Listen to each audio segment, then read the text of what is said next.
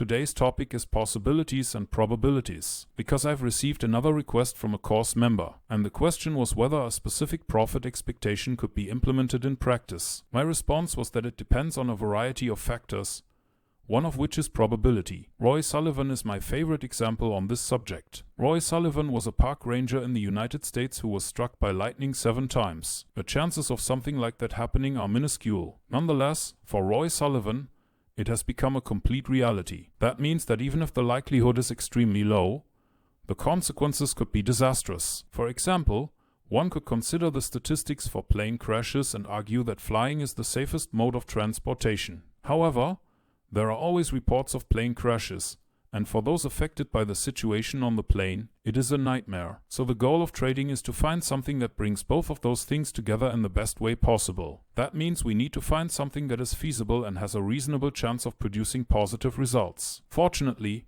in automated trading, this can be determined through a rigorous series of tests. What's going on in the video's background is what I spend the majority of my time doing. In reality, programming an automated trading system does not take long. The majority of the time is spent on extensive testing, and the goal is always the same: to increase the likelihood of a good outcome as much as possible while keeping the system as stable as possible. Of course, with the results of this video, many people will argue that the profit expectation is too low and that such a system could yield much more. However, I can argue that I have only been intensively testing this system for 3 months. That means I've already completed numerous 100 test series like this one. I'm doing it right now on 3 different computers using 3 different account types. And it's always about making the system a little bit more stable, rather than extracting a few more dollars in profit expectations. In fact, with what you see on the screen here, I can trade in different currency pairs from the turn of the millennium to the present day without the system failing. And the goal here is to create a system that is stable enough to ensure stable operations over long periods of time. Beginners are frequently looking for a quick buck. However, professionals such as Ray Dalio understand that the key is to find something that works in the long run and is based on fundamental laws. If you have the time and inclination,